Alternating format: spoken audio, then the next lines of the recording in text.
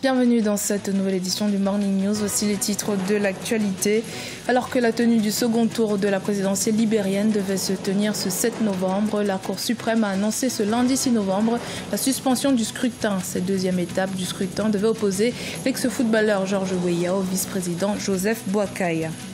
Célébration au Maroc du 42e anniversaire de la Marche verte, un événement marqué par le discours du roi sur la question du Sahara occidental, ancienne colonie espagnole annexée par le royaume chérifien. Et puis, longtemps victime de l'insécurité et de l'exploitation abusive des industriels du pétrole, le gouvernement souhaite reprendre le contrôle de la région du Delta au Nigeria. Plusieurs projets sont annoncés à cet effet.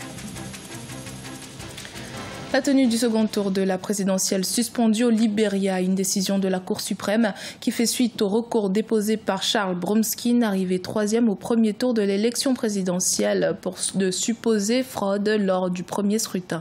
Aucune nouvelle date au scrutin n'a été fixée à ce jour. Patricia Dubois.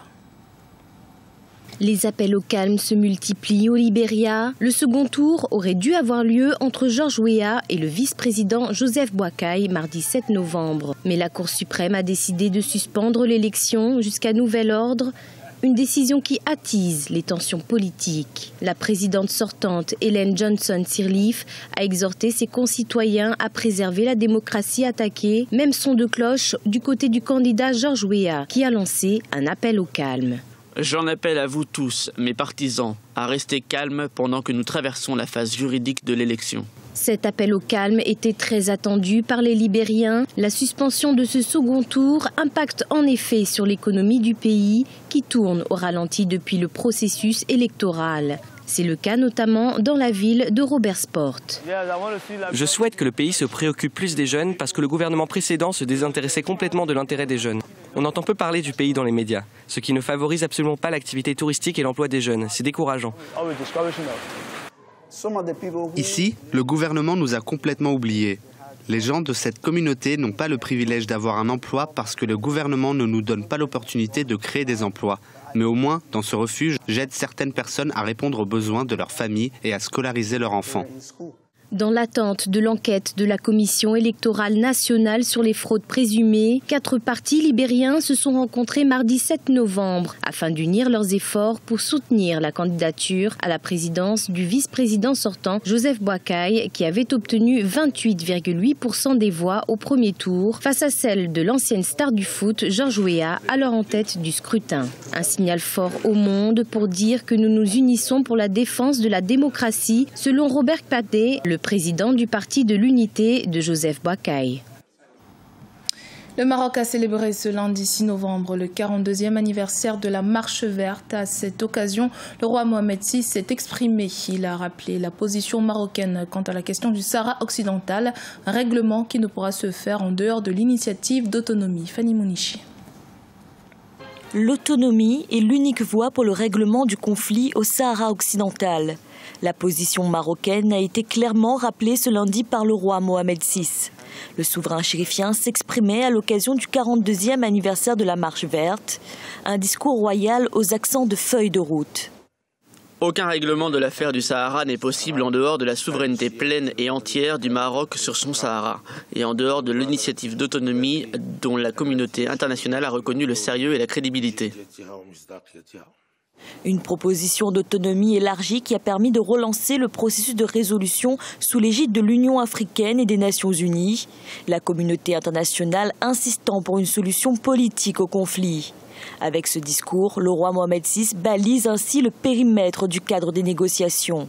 Au moment où le Maroc cherche à retirer son blason au plan diplomatique continental, il était important de régler cette question épineuse du Sahara occidental, qui reste à travers de la gorge du royaume chérifien.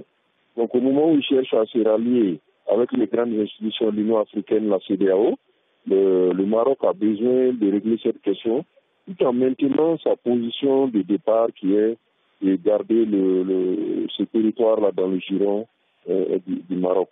La marocanité du Sahara occidental, priorité de l'agenda politique du royaume. Une souveraineté que le roi compte bien consolider, notamment à travers la politique de régionalisation. Ce sont 77 milliards de dirhams d'investissements publics et privés qui ont été annoncés par les autorités pour le développement des provinces du Sud. Faire de la région du Delta une zone économique prospère, c'est l'objectif des autorités du Nigeria. Étendu sur une superficie de 75 000 m², le Delta est constitué de 9 États. Zone pétrolière, cette région a longtemps souffert de l'insécurité et de l'exploitation abusive des industriels du pétrole. De l'Admirable Bisson. Les autorités nigérianes veulent accroître les investissements dans la région du Delta. Le delta du Niger, c'est la quasi-totalité des réseaux de gaz et de pétrole du Nigeria. Pour le développement de cette région qui a longtemps été le temple de conflits entre les industriels et les populations, le gouvernement s'engage à résoudre une série de défis auxquels l'industrie est confrontée, y compris les menaces d'attaques militantes. Nous devons entamer le développement. Nous devons également voir s'il existe des moyens potentiels pour pouvoir remettre de l'argent sur la table. Le développement est une chose dont le pays a besoin. La transparence est une bonne chose et nous devons aller en ce sens. Le delta couvre 9 États sur une superficie totale de 75 000 m² et constitue la troisième plus grande zone humide de la Terre. Avec ses 30 millions d'habitants et la richesse de son sous-sol, les populations espèrent que les nouvelles promesses des autorités, notamment développer le pétrole et l'économie dans cette partie du pays, vont être réalisées. L'actif de développement ne pourrait pas souffrir parce que nous traitons un problème de transparence. En ce qui concerne l'actif lui-même, le bloc pétrolier 245 a été attribué aux investisseurs et il y a des plans de développement. Ces plans iront de l'avant sans s'arrêter, car tout ce qui a été mal fait par le passé devra être corrigé. Les attaques dans cette région productrice de l'or noir ont fait chuter la production de pétrole du Nigeria à près d'1 million de barils par jour. Le delta du Niger est une région qui a longtemps souffert des conséquences de la pollution de la production pétrolière et l'insécurité au Nigeria. Numériser pour rentabiliser, c'est l'objectif du gouvernement en République démocratique du Congo qui souhaite faire décoller son secteur touristique. Malgré son fort potentiel, il ne contribue qu'à 1% du budget national. Reportage de Jacques Amboka. Faire de la République démocratique du Congo l'une des meilleures destinations africaines, c'est la vision du gouvernement congolais. Un projet qui intéresse au plus haut point l'Organisation internationale du tourisme. En moins de 5 mois, son secrétaire général a effectué 2 fois les déplacements vers la République démocratique du Congo.